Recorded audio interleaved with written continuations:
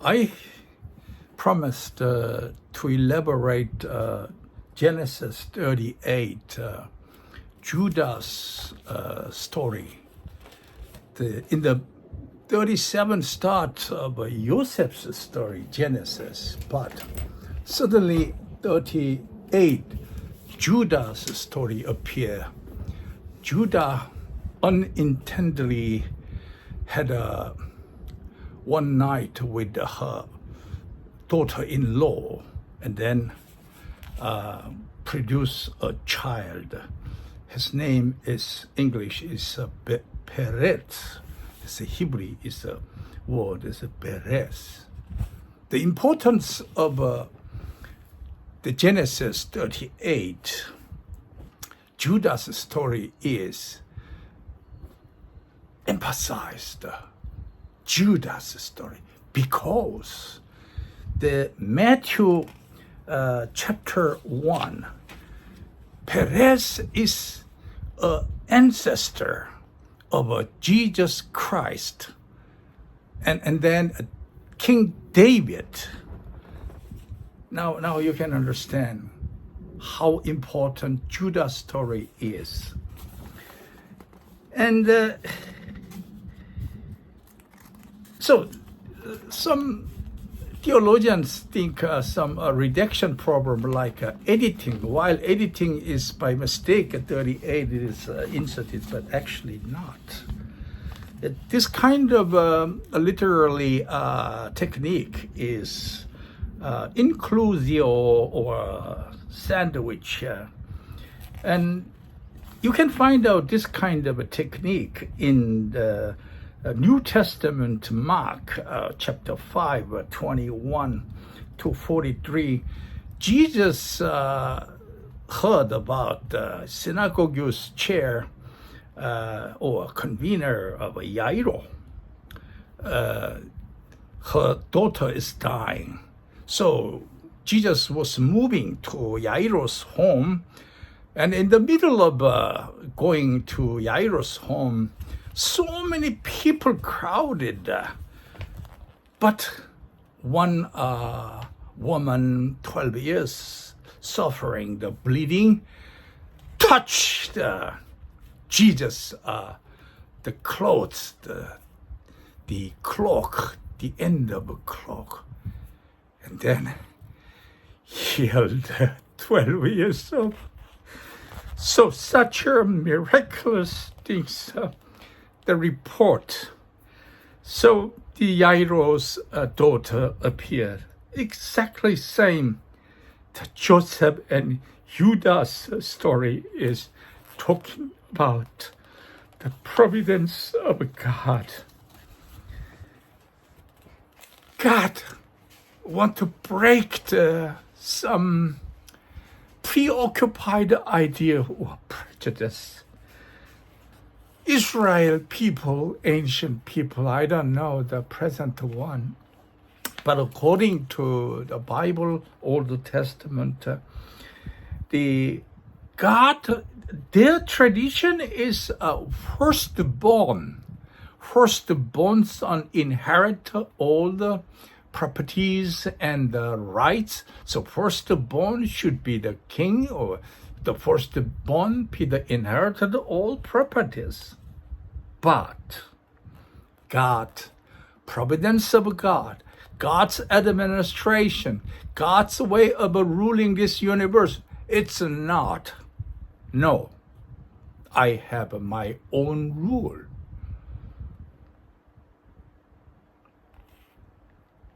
Then the example is Judah is Jacob's fourth son. But his unintended some relationship with the Tamar, the daughter-in-law, the Perez has become an ancestor of the Israel people. Then, so this story is try to talk about the divine providence of God, and then God can convert some disaster to the bless, and then also God can have a right to break down your tradition. The firstborn son inherit everything.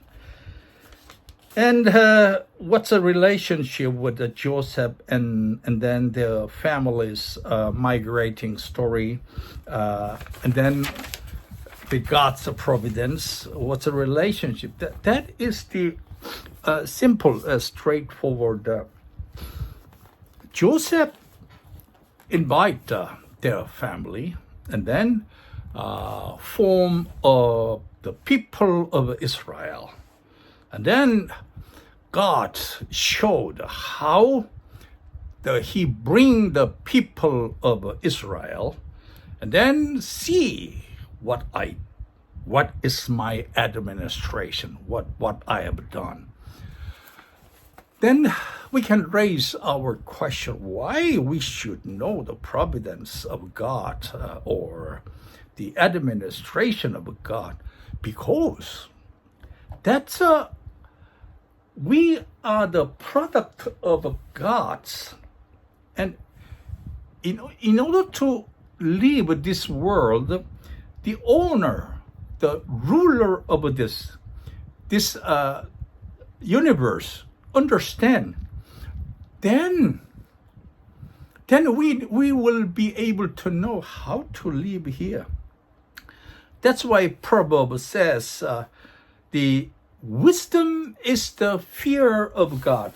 Here is the 1:7 is for the Lord gives wisdom, and from wait a minute, anyhow, the Old Testament Proverbs says wisdom comes from the fear of God.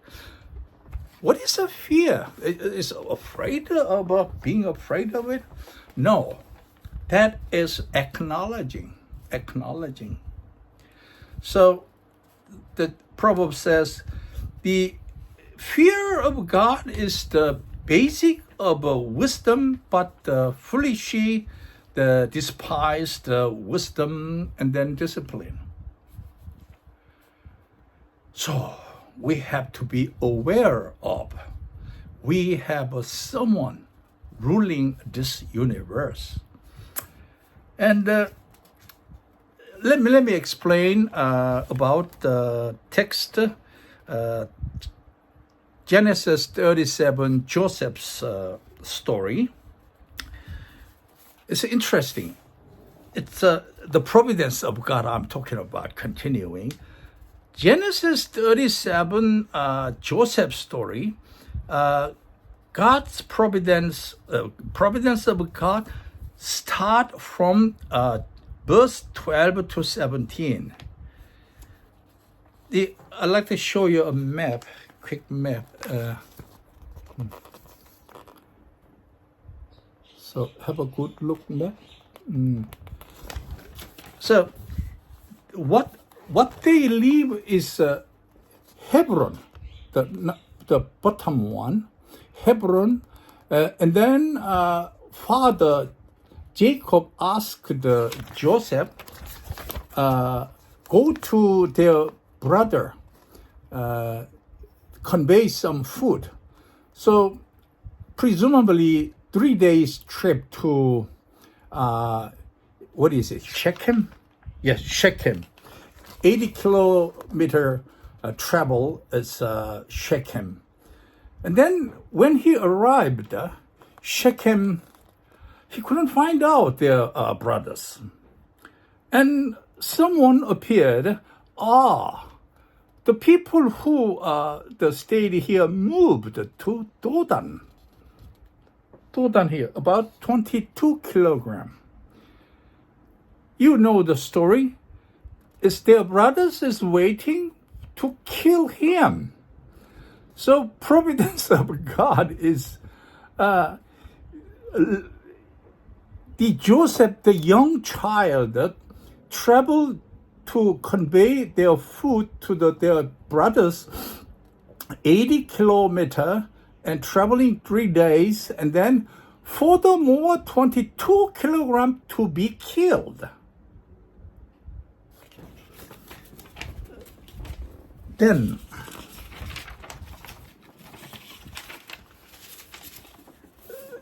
if Joseph couldn't find out in the Shechem, couldn't find out the brothers, he just returned.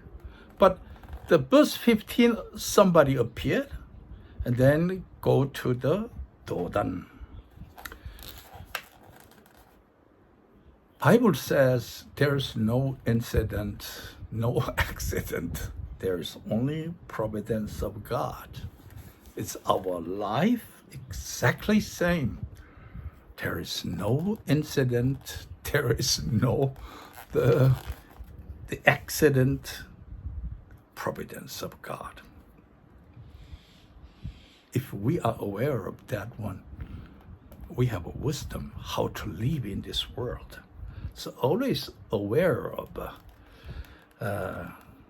God, the ruler of this universe, existed just beside me. And then let's go back to Genesis 37.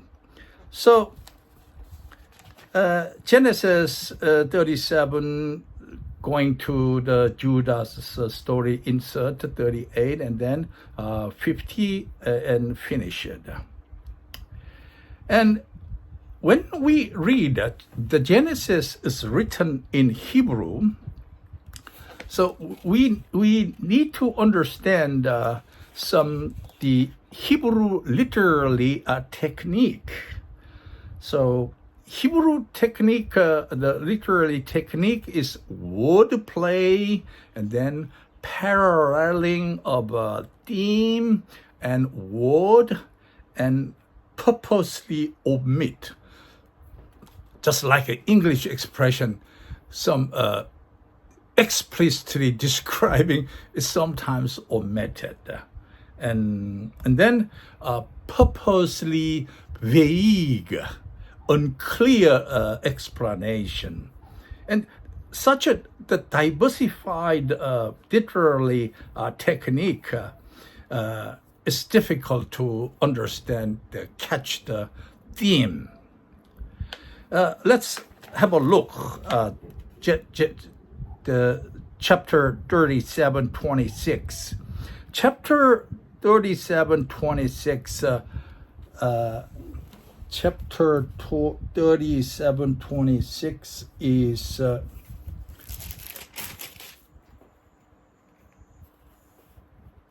Judah.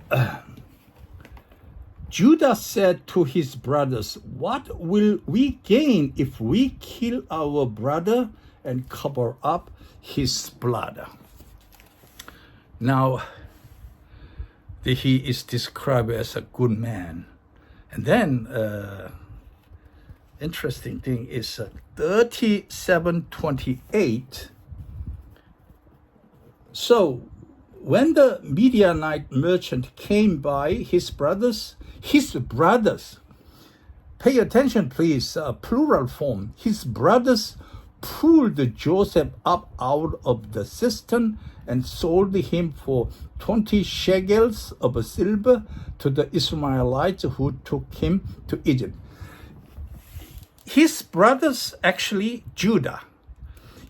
The plural form of his brothers implies that it's Judah. It's Korean the same as Hebrew. There is something, a common thing is when I went to the United States for the first time, and when I was sales manager of union trade, that time is Cherry Burrell is Ohio, Iowa. And when I went there, they invited me. And that night I went to the movie, and then surprised two girls, high school girls, asking tickets. 2 tickets, please. when we went to some beer house, we just asked a couple of beer. Such a way of we say, but the plural, and it should be plural, the singular, but the plural and singular is mixing. Westerner English say my mother, but as we Korean our mother. And Genesis, whole of Genesis, God is described. That God is written as a El. El is a singular form of God, but sometimes Elohim, the plural form.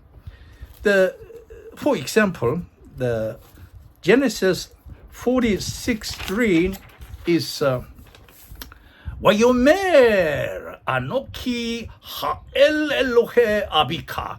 Vayomer is a conjunction. When Hebrew new story start, connecting with the previous one. And he said, or therefore he said, Anoki Ha'el, I am God. Elohe Abika, the God of your father. So, mixing El and Elohim. So,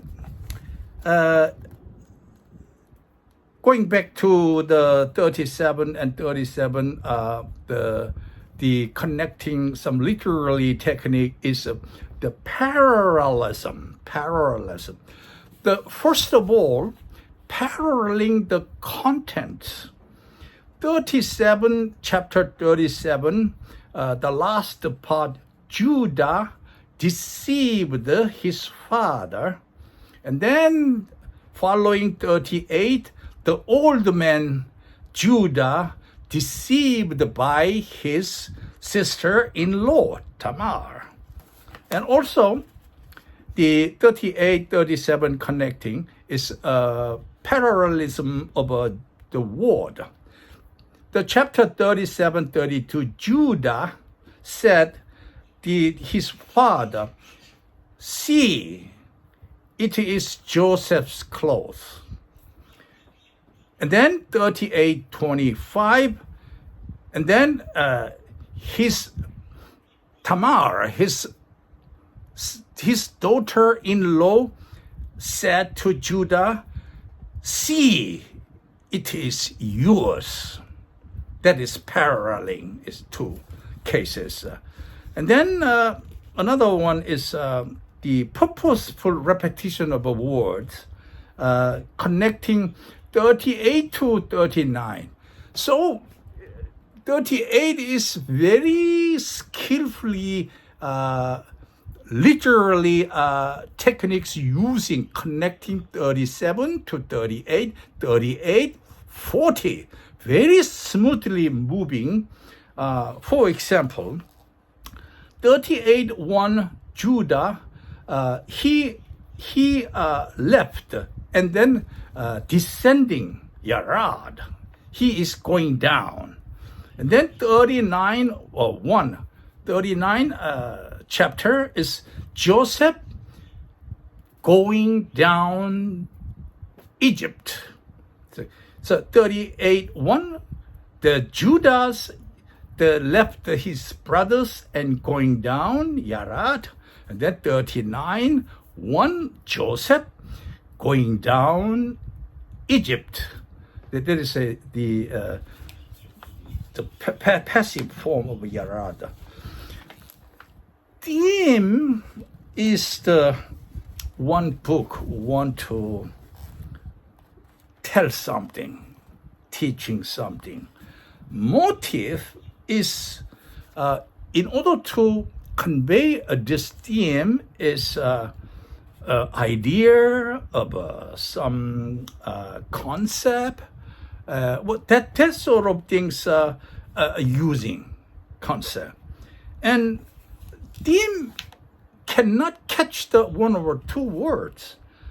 And then this theme is developed by the repetition of motives. Therefore, when we read a Bible, if we stick to a person and then literally read, we just missed what particularly Hebrew the text trying to say. And I will repeat this again. Matthew 1:2, chapter 1, verse 2. Judah is the fourth son, but he inherit and his Jacob's family and become King David's ancestor. And then the Jesus Christ ancestor. And well, it's very surprising. It's surprising to Israel people. Was born as a first son, not entitled to inherit the country, not the property of a family, and not the big business. And Joseph is 11th son, but he became a ruler of the Egypt and then ruled their brothers. And then he became the King Israel's ancestor. King David, such a great king is, but when he walked along the roof, is Arab country. I walked in Saudi Arabia, in Libya, 1980s. The Saudi Arabia is Middle East houses. All roof is like the bricks, so concrete one. It's similar like that ancient David's palace. He walks along the roof area, roof veranda, or then he saw one beautiful lady taking a bath, and then he called named Bathsheba. Bathsheba is a wife of his general who is fighting for that country in the front yard. Terribly wicked way, King David let Uriah, the Bathsheba's husband, be killed. And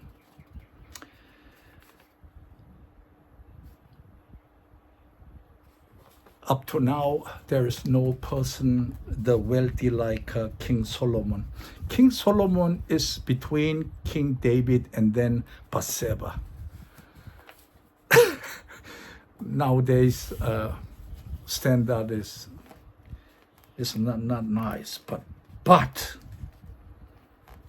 God blessed Solomon, and then Solomon had thousands of concubines or whatever, and I'd like to conclude. I said, Bible, there is no incident, only God's providence.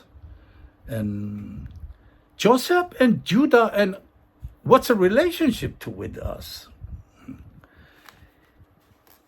Fourth son, but he became the ancestor of King David, and Jesus Christ can be my story. We think our life is weird driving.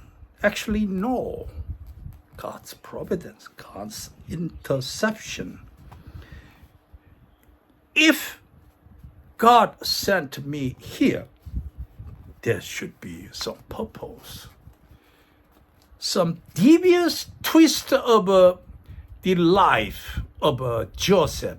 It's not only his story, not only a few thousand years ago story, but it can be my story. That is Bible talking about. In other words, we find out the meaning of our life. Meaning, how can we find when we have a wisdom of God?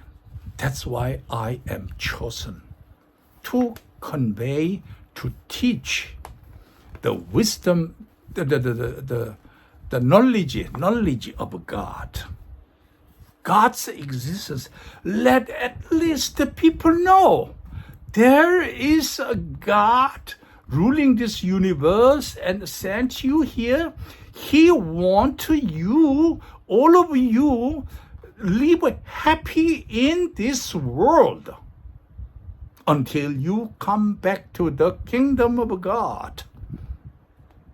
But the problem is your life is miserable. You are seeking more.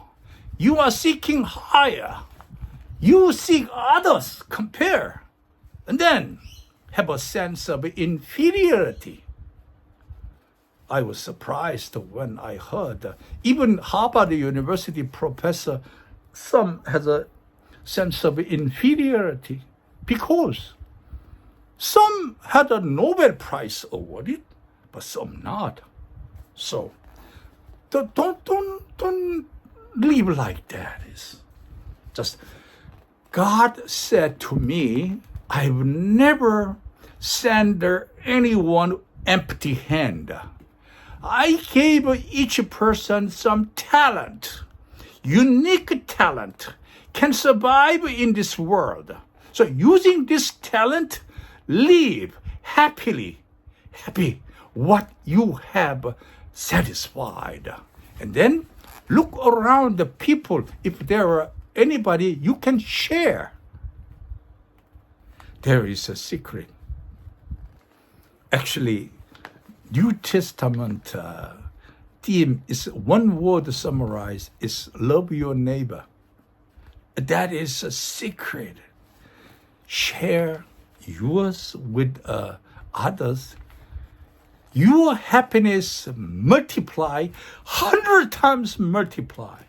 Share. Share is different from giving. Giving is charity.